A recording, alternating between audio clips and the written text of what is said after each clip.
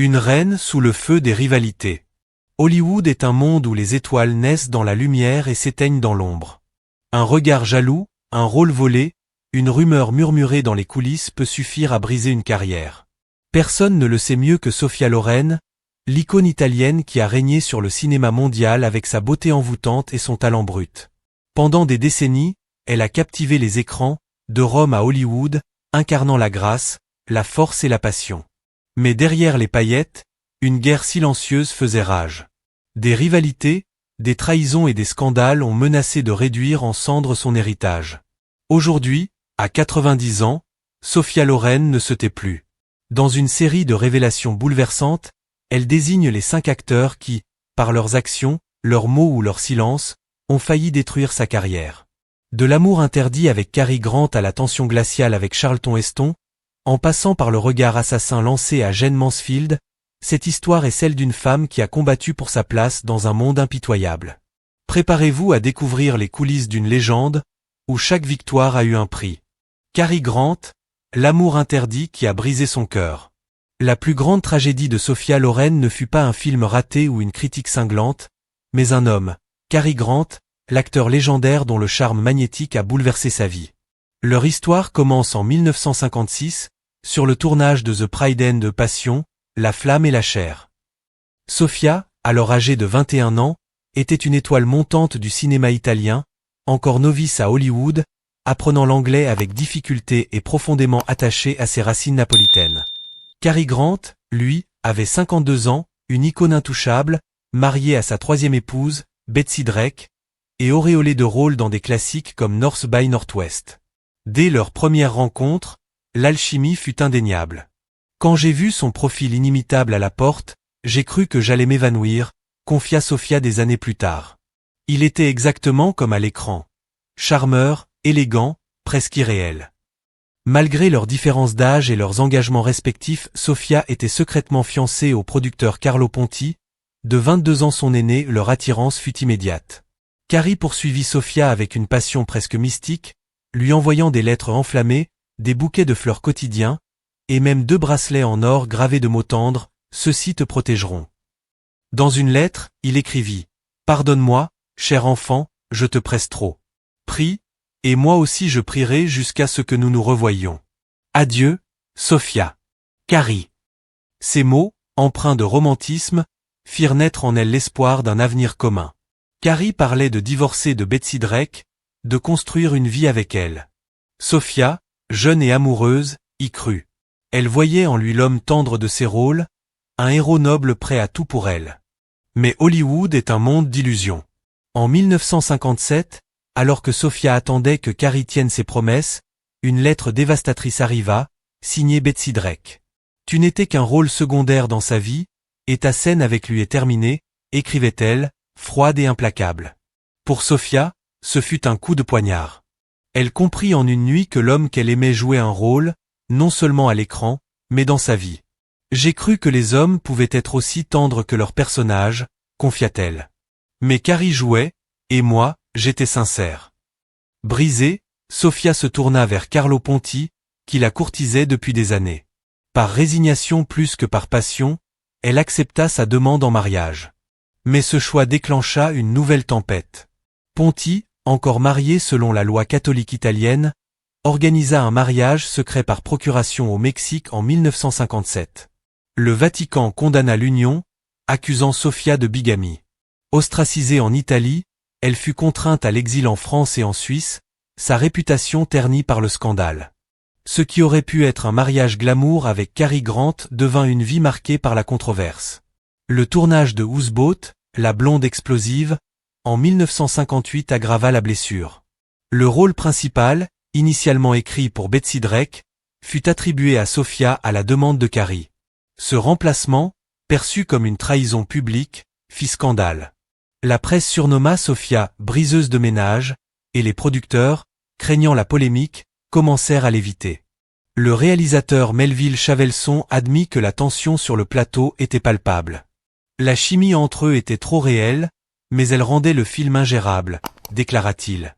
Houseboat fut un succès, mais il consolida l'image de Sophia comme une femme scandaleuse, tandis que Cary Grant, intouchable, poursuivit sa carrière sans encombre. Sofia ne retrouva une stabilité qu'en 1966, lorsqu'elle épousa légalement Carlo Ponti après des années de bataille juridique. Mais le mal était fait. Hollywood la catalogua comme « trop européenne, trop controversée ». Des rôles majeurs lui échappèrent, et elle dut se battre pour prouver qu'elle était plus qu'une starlette définie par une liaison. Son Oscar en 1962 pour Two Women, La Ciociara, où elle incarna une mère brisée par la guerre, fut une victoire née de sa résilience, non du soutien des studios. Cary Grant, lui, continua de briller, se remaria, et resta adoré. Pour Sofia, l'amour interdit avec Grant fut une blessure qui redessina sa carrière. Marlon Brando, une ligne franchie.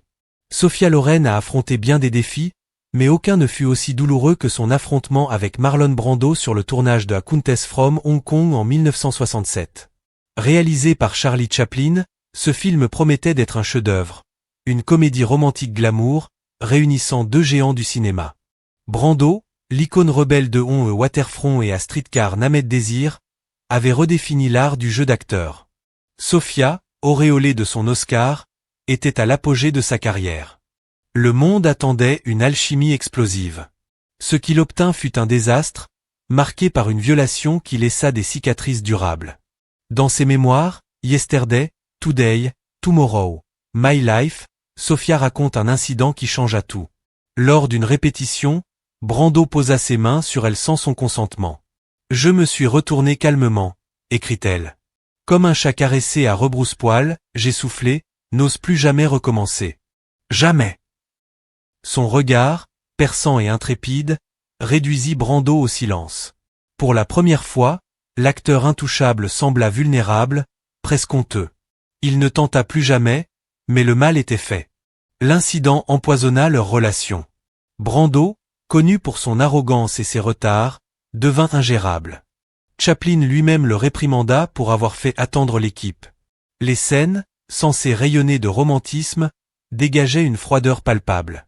Les gestes étaient raides, les regards évitaient de se croiser. Sofia, refusant de se taire, dénonça publiquement le comportement de Brando, un acte courageux dans une industrie où les actrices étaient souvent contraintes au silence. Mais ce courage eut un prix. Brando, figure puissante à Hollywood, avait le pouvoir d'influencer les studios. Les rumeurs se multiplièrent, dépeignant Sofia comme « difficile ». Les propositions de rôle diminuèrent, et Hollywood, déjà réticente après le scandale avec Grant, la mit davantage à l'écart. Brando, lui, continua sa carrière, malgré ses propres controverses, comme son comportement abusif envers Maria Schneider sur Last Tango in Paris. Pour Sofia, l'incident de A Countess from Hong Kong fut une blessure profonde. Travailler avec lui après cela était un supplice, confia-t-elle. Chaque scène était un rappel de l'humiliation subie. Pourtant, elle refusa de se laisser définir par cet épisode. Elle continua à briller, remportant des éloges pour des films comme Mariage Italian Style, mais le prix de sa défiance face à un géant d'Hollywood fut une lutte constante pour regagner sa place. Charlton Heston, une guerre froide sur le plateau. En 1961, le tournage de El Cid, une fresque épique retraçant la vie du héros médiéval espagnol Rodrigo Díaz de Vivar, réunit deux titans, Sophia Loren et Charlton Heston. Heston, auréolé de son Oscar pour Ben-Hur, était la quintessence de la star hollywoodienne, un acteur dont l'ego égalait son charisme. Sophia, déjà célébrée en Europe et fraîchement oscarisée, incarnait Jimena, l'épouse dévouée de Rodrigo. Le monde attendait une passion épique. Ce qu'il obtint fut une guerre froide qui déborda du plateau et menaça la carrière de Sofia. El Cid, produit par Samuel Bronston, était un projet ambitieux, tourné en Espagne avec un budget colossal. Heston, convaincu que le film était le sien, se voyait comme le seul héros de cette épopée. Mais Sofia, forte de son statut, refusa d'être reléguée à un rôle décoratif. Elle négocia un salaire plus élevé que celui d'Heston, $1 million contre 800 000, selon certaines sources, et exigea des ajustements au scénario pour renforcer la présence de son personnage. Elle fit traduire le script en italien, puis réécrire en anglais pour mieux correspondre à son style. Elle insista pour ajouter des scènes romantiques, transformant l'épopée guerrière en un mélodrame où Jimena brillait autant que Rodrigo. Pour Heston, ces demandes étaient une insulte à son autorité. L'hostilité éclata rapidement. Heston, agacé par le perfectionnisme de Sofia et ses retards, refusa de lui adresser la parole hors caméra. Il alla jusqu'à demander un double pour les scènes où il n'était pas au centre de l'attention. Dans la scène finale, où Rodrigo meurt et Gimna doit exprimer un amour déchirant, Heston évita son regard, fixant l'horizon avec un mépris qu'il décrivit plus tard comme un choix artistique. « Je regardais l'avenir, pas ma femme », déclara-t-il, presque moqueur. Les critiques, comme Newsweek, notèrent l'absence de chimie. Mademoiselle Lorraine et Monsieur Heston passent leur temps à se lancer des regards furieux. Cette tension eut des répercussions durables. Heston, influent à Hollywood, laissa entendre que Sofia était une diva ingérable. Les producteurs, déjà méfiants après les scandales précédents, hésitèrent à la caster dans des projets majeurs. « Ils m'ont puni parce que je demandais du respect », confia Sofia en privé. « Ils ne pouvaient pas pardonner que je refuse de m'incliner devant son ego. » El Cid fut un succès commercial, mais pour Sofia, il marqua un tournant. Hollywood commença à la voir comme une source de problèmes, non comme une star. Jane Mansfield, le regard qui a tout changé.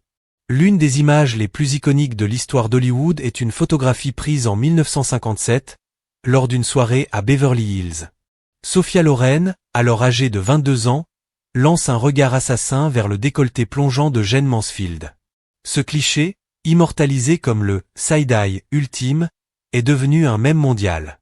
Mais pour Sofia, ce moment n'avait rien de comique. Il représentait la peur, la colère et la menace d'une carrière brisée par un scandale orchestré. Sofia venait de signer un contrat majeur avec Paramount, marquant son entrée officielle à Hollywood. La soirée, organisée pour célébrer son arrivée, devait être son couronnement. Mais Jane Mansfield, la « blonde explosive », connue pour ses coups d'éclat médiatiques, vola la vedette. Arrivant en retard, vêtue d'une robe outrageusement décolletée, Mansfield s'assit à côté de Sofia et se pencha juste assez pour attirer tous les flashs des photographes. Sofia, figée sur la photo, fixa son décolleté avec un mélange d'effroi et de mépris. « Regardez la photo », expliqua-t-elle des décennies plus tard. « Où vont mes yeux ? Je fixe sa poitrine parce que j'ai peur qu'elle ne déborde dans mon assiette. Vous pouvez lire la peur sur mon visage. » Pour Mansfield, l'incident était calculé. Dans une industrie obsédée par Marilyn Monroe, elle se vendait comme une version encore plus audacieuse, bâtissant sa carrière sur des scandales savamment orchestrés. Mais pour Sofia, cette soirée transforma son triomphe en cirque médiatique. Les gros titres ne parlaient plus de son contrat avec Paramount, mais de la rivalité entre les deux femmes. Le public y vit de la jalousie, une querelle entre deux stars. En réalité, Sofia craignait que cette image ne la réduise à une caricature, loin de l'actrice sérieuse qu'elle voulait être. « Cette photo m'a poursuivi toute ma carrière », confia-t-elle. « On me l'attend sans cesse pour que je la signe, mais je refuse. Je ne veux rien avoir à faire avec elle. » Malgré l'humiliation, Sofia choisit la dignité. Elle ne parla jamais de Mansfield avec mépris, même après la mort tragique de cette dernière dans un accident de voiture en 1967, à seulement 34 ans. « J'ai du respect pour Jane, car elle n'est plus parmi nous », déclara-t-elle. Mais l'incident marqua un tournant. Hollywood, où l'image était tout, commença à voir Sofia comme une source de scandale, non comme une comédienne. Gina Lollobrigida, la rivale éternelle. Dans les années 1950, aucune rivalité n'était plus brûlante que celle entre Sophia Loren et Gina Lollobrigida, deux déesses italiennes proclamées, la plus belle femme du monde. Leur querelle, alimentée par la presse et les égos, faillit détruire l'élan de Sofia à ses débuts. Tout commence en 1954, lors du Festival du film italien à Londres, en présence de la reine Elisabeth II. Sofia, 20 ans, arrive dans une cape dramatique, avide d'attention. Gina, 27 ans, est une star confirmée, forte de succès comme Bread, Love and Dream. Leur langage corporel trahit l'attention. Sofia sourit maladroitement, Gina semble vouloir être ailleurs. La rivalité s'envenima rapidement. Sofia, encouragée par Carlo Ponti, plaisanta publiquement sur ses courbes, suggérant qu'elle surpassait celle de Gina. Lollobrigida riposta avec une pique cinglante, « Nous sommes aussi différentes qu'un pur sang et une chèvre. Je peux jouer une paysanne ou une dame. Sofia ne peut jouer qu'une paysanne. » Blessée, Sofia répondit en revendiquant un titre noble, se présentant comme « vicomtesse de Pozzuoli », une affirmation douteuse mais stratégique.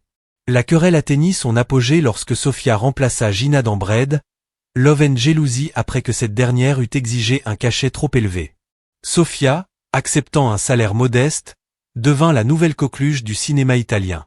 En 1960, Sofia remporta l'Oscar pour Two Women, une performance qui éclipsa Gina, malgré ses propres succès. La presse présenta cela comme une victoire de Sofia l'artiste sur Gina la beauté. Gina et ses agents ont inventé cette rivalité, déclara Lollobrigida des années plus tard, amère. Pour moi, c'était ennuyeux. Les deux femmes ne se croisèrent qu'une fois après les années 1950, en 2009, lors d'un hommage à Michael Jackson. Même alors, elles s'ignorèrent. Pour Sofia, cette rivalité fut un danger constant. Hollywood, impitoyable envers les femmes perçues comme mesquines, hésita à lui offrir des rôles, craignant les controverses.